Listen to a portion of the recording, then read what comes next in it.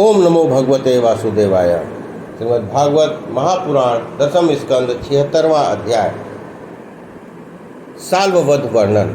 श्री सुखदेव जी बोले, हे राजा परीक्षित, इसके उपरांत क्रीड़ा से ही मनुष्य शरीर धारण करने वाले श्री कृष्णचंद्र जी के और भी अद्भुत कर्म हैं। जिस प्रकार सौम्य विमान के प्रति साल्व को मारा वह श्रवण करो। शिशुपाल का मित्र साल्व रुक्मिणी के विवाह में आया था, तब उसको संग्राम में यादवों ने जीत लिया। इसी प्रकार जरासंध आदि राजाओं को भी जीते।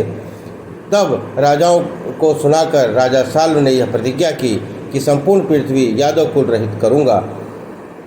अब तुम सब मेरे पराक्रम को देखो। हे परीक्षित, इस प्रकार मूर्ख साल्व प्रतिज्ञा करके केवल धूल की एक मुट्ठी फाँकता हुआ पशुपति शिव जी की आराधना करने लगा।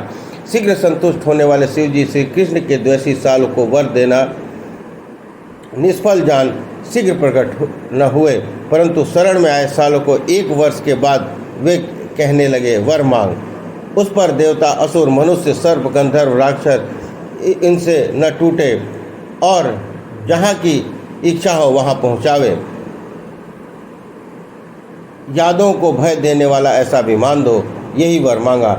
अब ऐसा ही होगा। यह कहकर भगवान महादेव जी ने मय दानों को आज्ञा दी। उनसे उन बैरियों के पुर को जीतने वाला सौभ नामक लोहे का बना विमान साल्व को दिया। अंधकार के घर दुष्प्राय और इच्छा अनुसार चलने वाला विमान पाकर साल्व कृष्ण से बैर का स्मरण करके द्वारकापुरी की ओर चला। हे राजन, साल्व बड़ी सेना से द्वारकापुरी को घेर कर संपूर्ण फूलों के बाग उद्यानों को तोड़ने लगा। गोपुर, दरवाजे, महल, अटारी, उनकी भीतें और विहार स्थान तोड़ने लगा। उस उत्तम विमान पर से अस्त्रों की वर्षा होने लगी। शिला, वृक्ष, बिजली, सर्प, ओले बरसने लगे। प्रचंड पवन चलने के कारण संपूर्ण दिशाएं आच्छादित हो गई। हे परीक्षित, इस प्रकार सौम्य विमान से पीड़ित श्री कृष्णचंद्र की द्वारकापुरी जैसे त्रिपुर दैत्य से पृथ्वी दुखी हुई थी, उसी प्रकार दुखी हो गई। सुख का कहीं लेस भी न रहा। बड़े यशस्वी महारथी भगवान प्रद्युम्न अपनी प्रजा को दुखी देखकर भय मत करो इस प्रकार कहकर सम्मुख आए। सत्यकी, चारुदेशन, सांब और छोटे भाई अक्रूर और हार्दिक, भानुबिंद, गद, सुख सारण, बड़े बड़े धनुषधारी महारथी योद्धा कवच पहन रथ, हाथी, घोड़े इत्यादि संग लेकर निकले। उसके उपरांत हे राजन, असुरों का जैसे देवताओं के संग युद्ध हुआ था, उसी प्रकार रोमांचकारक महाभयानक युद्ध साल की सेना का यादवों के संग होने लगा। जैसे रात्रि के अंधकार को भगवान सूर्य दूर कर देते हैं, वैसे ही रुक्मिणी के पुत्र प्रद्युम्न जी ने सौम्य विमान के प्रति साल की मायाओं को क्षण भर में ही नाश कर दिया। सोने के पंख, लोहे के भांति और छोटी छोटी गांठ वाले 25 बाणों से साल के सेनापति को शीघ्र भेद डाला। इसके उपरांत भगवान प्रद्युम्न ने 100 बाण सालों को, 1-1 बाण प्यादों को और 10-10 बाण से सारथी और 3 बाणों से घोड़े हाथियों को मार डाला।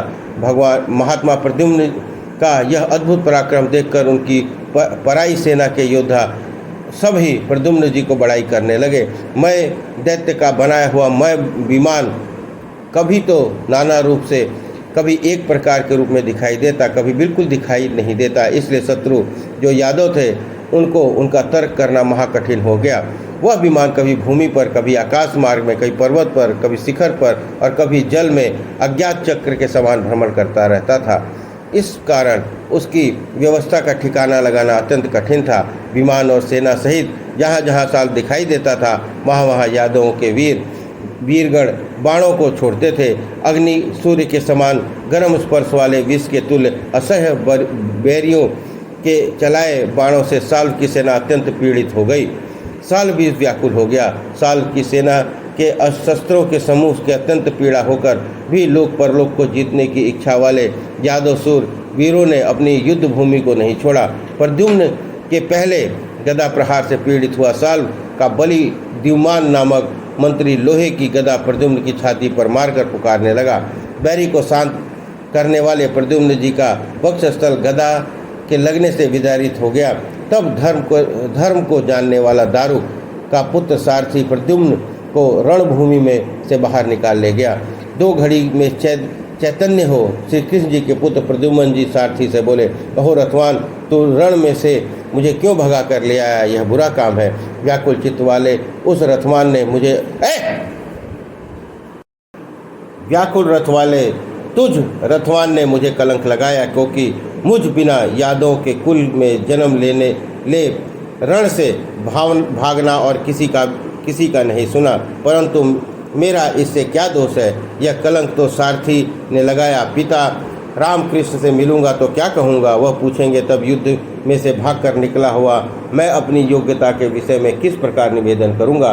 भाइयों की स्त्रियाँ, भाभी, हे वीर, युद्धों में शत्रु के सम्मुख से नपुंसक हो कैसे आज भागे आए? यह हमसे तो कहो। इस प्रकार हंसकर मुझसे कहेंगी।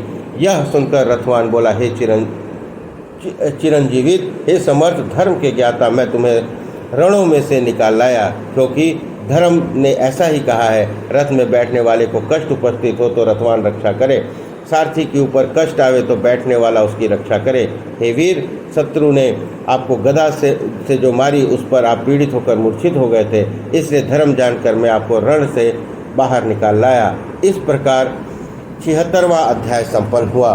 बोलिए कृष्ण भगवान की जय।